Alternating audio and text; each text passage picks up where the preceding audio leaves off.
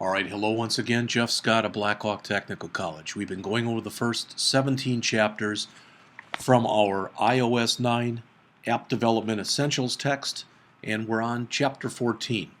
This chapter will be a little bit different. It'll be very short, and I'm not going to write any code. I'm just going to go over the stuff on error handling that is in the book in these 1, 2, 3, 4 plus pages. So, as they mentioned, in a perfect world, there'd never be errors, but we don't live in a perfect world. All right, so it is essential to ensure that the code of an app is implemented in a way that if errors do occur, the errors are handled in as graceful a way as possible. And as the author mentions at the end of this first paragraph, with the introduction of Swift 2, the task becomes easier for the developer. So this chapter, as it says, will cover the handling of errors using Swift 2 and introduce error types, throwing methods and functions, the guard statement, which we've already looked at a little bit earlier, and the defer statement. All right, plus we'll do a do catch, which is kind of the way it's like the try catch that you're used to in other languages. All right, so no matter how well you write an app, there will be errors. As long as there's a human involved, there's at least the chance of errors. So as the author mentions here, and you can see it in the blue coloring that I've just added to the text, there are two sides to handling errors within Swift. The first involves triggering or throwing an error when the desired results are not achieved. The second involves catching the error and handling it accordingly. When an error is thrown, as mentioned there, the error is of a particular error type that can be used to identify the specific nature of the error. So in some ways, this will be somewhat similar to Chapter 11 that we had in the Advanced Java class, where we went in and started looking at error handling. All right. So the author says, let's come up with a scenario here, starting on the bottom of page 107, where he says, for the sake of an example, consider a method that is required to transfer a file to a remote server. Such a method might fail to transfer for a variety of reasons. Examples: no network connection. There's one example. The connection is too slow. Another example. The failure to find the file that's to be transferred. Yet another example. All of these possible errors could be represented within an enumeration. Remember, an enumeration is a user-defined data type. So that's what we're showing here. Once an error has been declared, it can be used within a method when throwing errors. So, starting on page 108, we come in and we start talking about that. I don't understand how this darn thing works.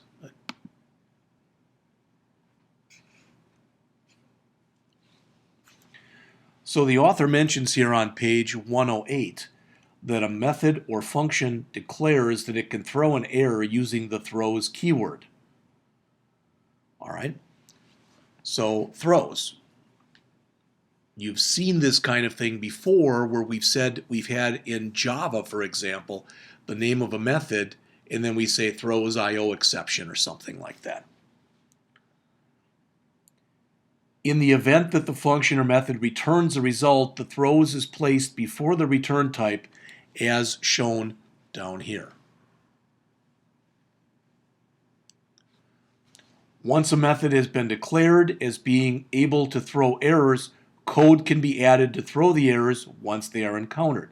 This is achieved using a throw statement. Again, this is stuff you've heard in Java. Java throws, you throw. Swift throws, you throw. Same kind of thing. So the code that they show that takes up most of page 108 is in here.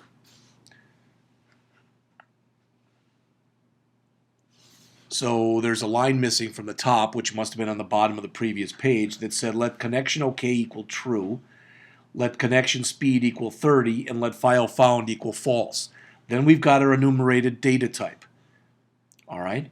Then we've got our function, file transfer, which, as it says, throws.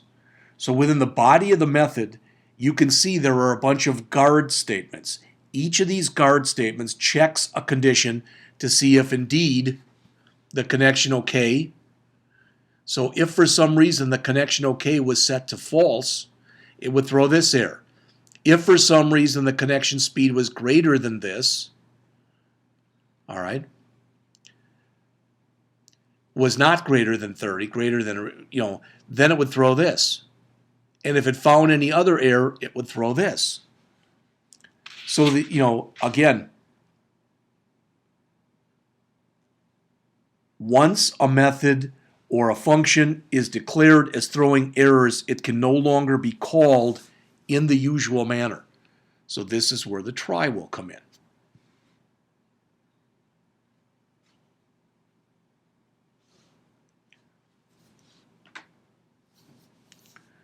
In addition to using the try, the call must also be made from within a do-catch statement to catch and handle any errors that may be thrown. So notice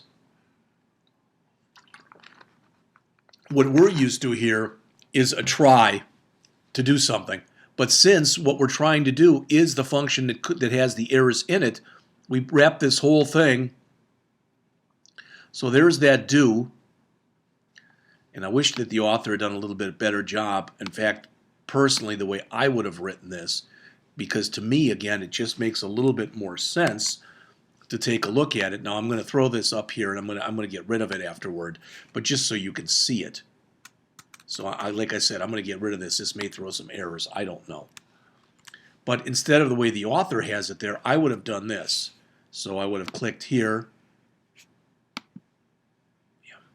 You can see how well that stuff copies over. That's why I'm getting I'll get a bunch of errors here, so don't worry about it.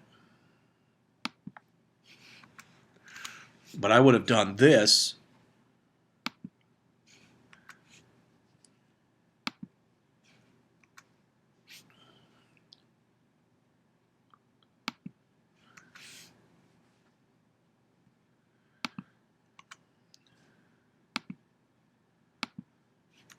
Like I said, there might be a bunch of errors here. That's not what's important.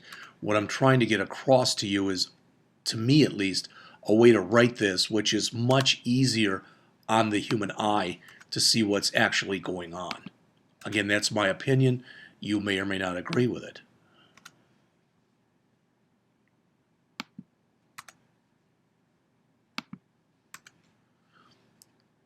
So again, we haven't set up a bunch of stuff in here. That's why we're getting these error messages. Again, that's not what's important. What is important to me is that you see this written in a way that hopefully it makes a little bit more sense to you. All right, so again, I would write it something more looking like this. All right, which in other words, this says come in here and call that function. If the function works, if there's no problem, return successful transfer. But if there's no connection, return no network connection. If there's a file transfer error, return file transfer speed too low. And if the file wasn't found, return file not found. If there was any other error, return unknown error.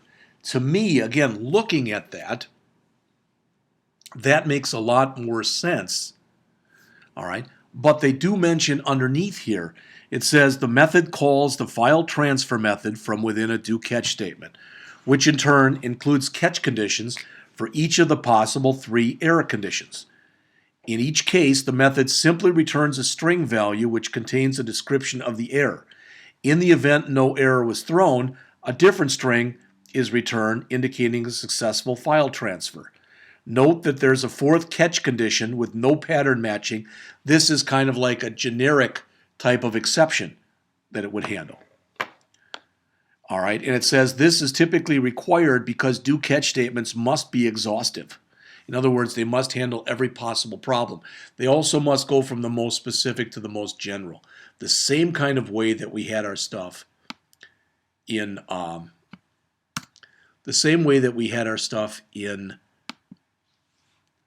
Java. All right.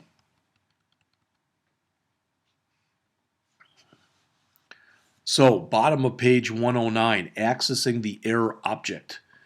When a method fails, it will return an NS error object identifying rather the nature of the error. A common requirement within the catch is to gain access to this object so that the appropriate corrective action can be taken. So they show an example in here.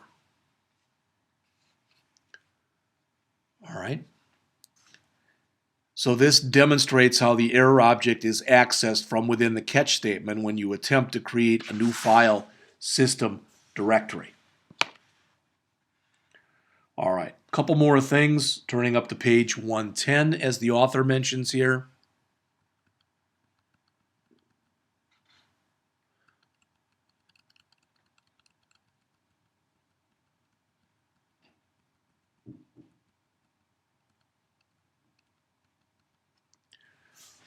A throwing method may be forced to run without the need to enclose the call within a do catch statement by using a try with an exclamation point right there.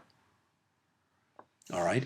And again, this is kind of like the wrapping and unwrapping that we looked at before with variables. They mention there when you use this approach, you inform the compiler that you know with absolute certainty that the method call will not result in an error being thrown. In the event that an error is thrown using this technique, the program will fail with a runtime error. So as you can guess, it's probably not the most recommended thing to do. And then finally, on the bottom of page, second half of page 110 and the top of page 111, it says the previously implemented send file method demonstrated a common scenario when handling errors. Each of the catch classes and the do catch statement contained a return that returned control to the calling method. In such a situation, however, it might be useful to perform some other task before control is returned. As an example, they say there the send file method might need to remove temporary files before returning. You can do this using a defer statement, as shown on the screen right here and on page 110. As mentioned, the defer statement allows a sequence of code statements to be declared as needing to be run as soon as the method returns. There really isn't an exact equivalent of this. This is not a finally like you'd see in Java. All right. So this was a very limited introduction to error handling. And as mentioned there, error handling is an essential part because regardless of the type of app you write, there's a possibility for problems. Ideally, with the intro of Swift 2, it's now easier to trigger errors. It's easier to handle errors. We looked at a little bit of that. We looked at the throw keyword. We looked at the throws keyword. All right. We looked at the guard statement. We looked at the defer statement. And we'll talk about it a little bit more when we get to that point in class as well.